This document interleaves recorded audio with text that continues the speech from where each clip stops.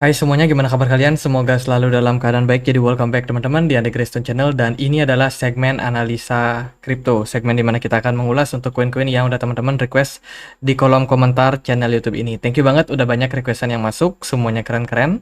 Hari ini kita akan bahas requestan yang paling banyak dapat like sama requestan ya, itu banyak yang minta dibahas untuk XRP atau Ripple dan juga XLM. Kita akan coba untuk lihat apakah ada narasi positif, apakah ada narasi negatif untuk dua project yang kurang lebih ini diprakarsai oleh orang-orang yang itu-itu lagi, teman-teman.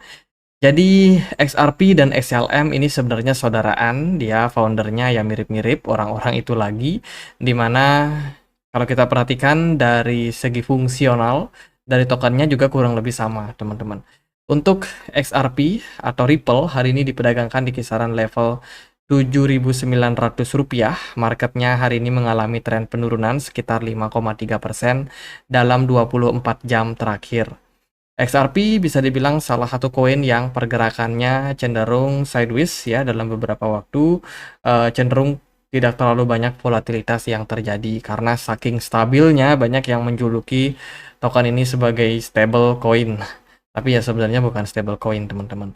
Tapi apapun itu, XRP saat ini sedang memproses atau sedang menjalankan project mereka, yaitu XRP Ledger, yang merupakan adalah public blockchain yang terdesentralisasi, teman-teman, yang bisa menyelesaikan masalah-masalah. Ya, ada pembuatan CBDC dan juga adopsi para institusional, itu juga banyak sekali melirik project-project yang dibangun dari XRP ini. XRP mensupport juga layanan seperti decentralized exchange, kemudian cross currency payment, payment channel, multi signing, dan juga token, peluncuran token baru, teman-teman. Jadi semoga sih dengan utility seperti ini XRP juga bisa mendapatkan adopsi yang lebih besar. Tapi fokus mereka sih masih di CBDC.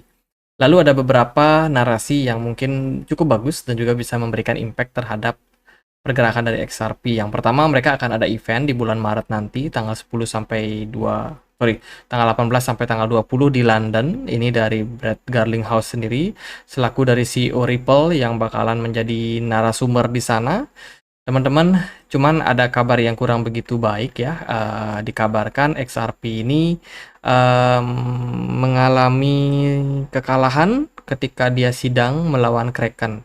Kraken successfully protect user data in XRP lawsuit against Ripple Lab. Jadi ini berita cukup mengejutkan, di mana di sini ditulis bahwasanya Kraken, salah satu bursa kripto yang terkemuka di Amerika Serikat, baru saja muncul sebagai pemenang dalam upayanya melindungi data pribadi pengguna di tengah tuntutan hukum dari XRP yang melibatkan Ripple Lab dan juga Vladi Zakinov.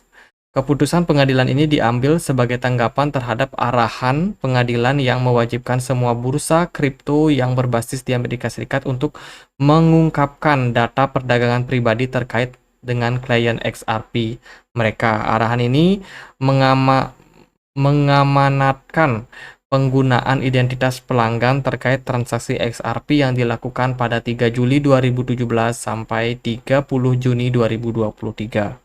Penyelidik on-chain Mr. Huber itu menyoroti sikap proaktif Kraken dalam melindungi identitas informasi pribadi pelanggan. Dalam postingan baru-baru ini, Huber mencatat bahwa pengadilan Amerika Serikat telah memenangkan permintaan Kraken dan menolak transfer langsung data pelanggan. Oh, oke. Jadi ini bukan termasuk perang ya antara Ripple sama Kraken, teman-teman, tapi lebih kayak upaya dari pemerintah Amerika Serikat untuk mengetahui transaksi-transaksi yang terjadi pada blockchain dari Ripple dan juga transaksi token XRP di jaringan tersebut yang ada di exchange-exchange yang teregulasi di Amerika Serikat. Inti dari perselisihan hukum antara Vladi Zakinov dan juga Ripple Labs adalah XRP harus ditetapkan sebagai sekuritas dan mata uang yang dianggap sekuritas. Zakinov telah mengajukan telah mengajukan tuntutan terhadap Ripple, CEO Brad Garlinghouse dan juga anak perusahaannya XRP2 dengan tuduhan bahwa mereka menawarkan XRP sebagai sekuritas yang tidak terdaftar. Sementara itu, dalam kasus terpisah, Komisi Sekuritas Bursa SEC sebelumnya telah memutuskan bahwa XRP tidak memenuhi syarat sebagai sekuritas. Penentuan itu menimbulkan pertanyaan tentang hakim yang memimpin kasus Sakinov sama Ripple yang dianggapnya itu akan sejalan dengan keputusan SEC. Untuk lanjutan kasus ini sebenarnya masih akan tetap bergulir sampai di bulan Februari. Teman-teman, aku dapat beritanya dikabarkan Ripple Labs itu akan kembali melanjutkan sidang, kalau nggak salah itu tanggal 12 Februari. Ini ada deadline tentang pertemuan SEC sama Ripple yang akan dilakukan kembali. Cuman anehnya meskipun ini sudah deket ya, tapi nggak ada semacam isu-isu atau narasi-narasi apapun yang muncul, teman-teman. Jadi ya seolah-olah diam aja, quiet semuanya. Sangat-sangat tidak banyak rame-rame seperti dulu. Kalau dulu kan, wah SRP mau ketemu SEC, biasanya akan ada narasi-narasi, akan ada berita-berita yang cukup bombastis teman-teman, sehingga orang-orang berfokus sama kasus sidang tersebut, tapi sekarang udah nggak ada lagi. Jadi ya aman-aman aja sepertinya begitu teman-teman. Ya itu ya bisa diperhatikan tanggal-tanggal tersebut, yaitu ada di kisaran Februari 2012 untuk persidangan akan dilanjutkan, kemudian akan dilanjutkan kembali nanti ada sidang di tanggal 29 April.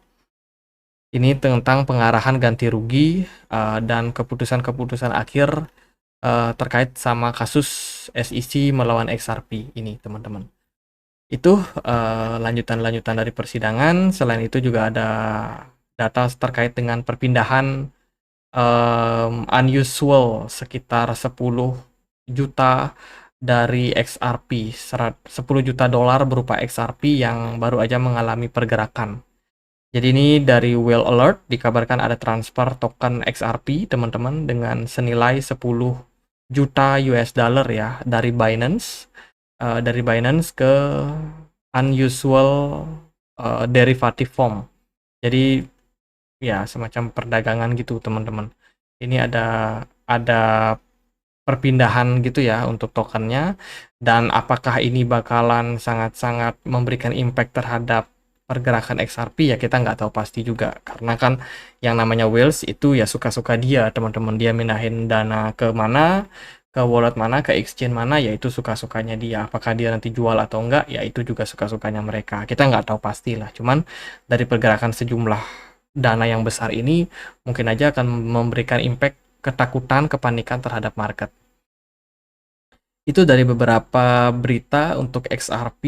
Saat ini supply XRP masih dengan maksimum supply sekitar 100 miliar token, sementara yang beredar sekarang baru 54% saja. Mari kita lihat untuk pergerakan dari harga XRP. Tampaknya masih dalam tren penurunan sejak November 2023. Harga XRP ada diperdagangkan di kisaran level 0,71 dolar.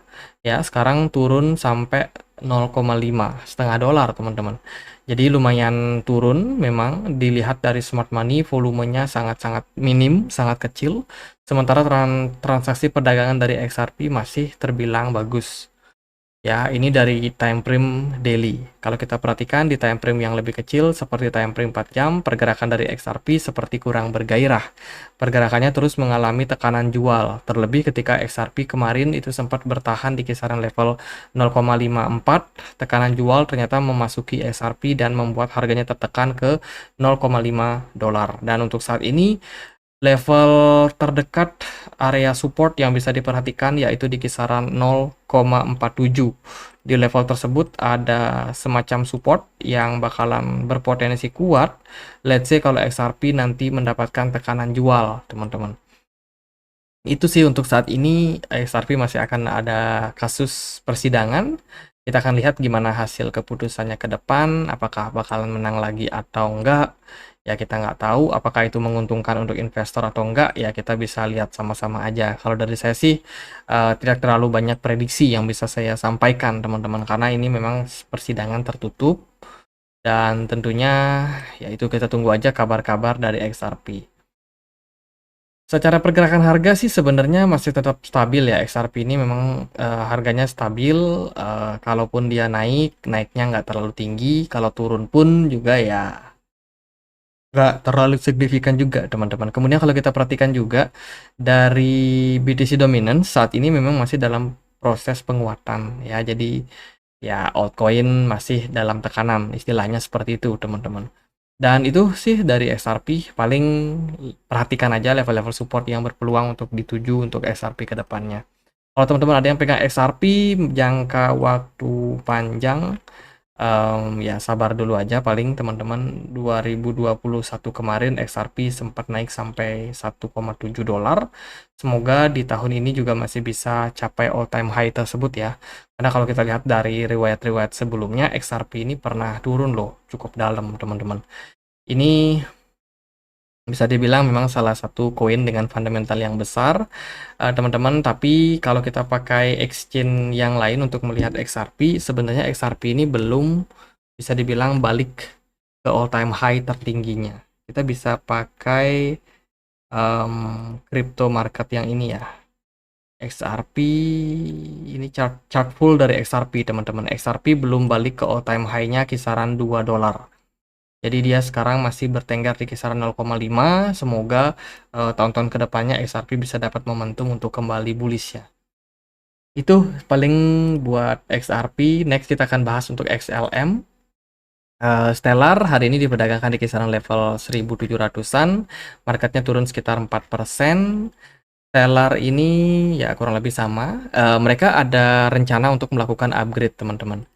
Jadi dikabarkan Stellar ini bakalan melakukan upgrade yang cukup dinanti ya, protokol 20 upgrade. Ini tentunya bisa menjadi narasi yang bagus untuk kedepannya, namun ada bugs yang berhasil dideteksi oleh tim developer dari Stellar Core V20. Itu mendeteksi adanya bugs pada Januari tanggal 25 2024 kemarin, sehingga diisukan nih upgrade-nya berpotensi untuk ditunda, teman-teman. Stellar Foundation ini sebenarnya lagi melakukan upaya untuk meningkatkan jaringan mereka.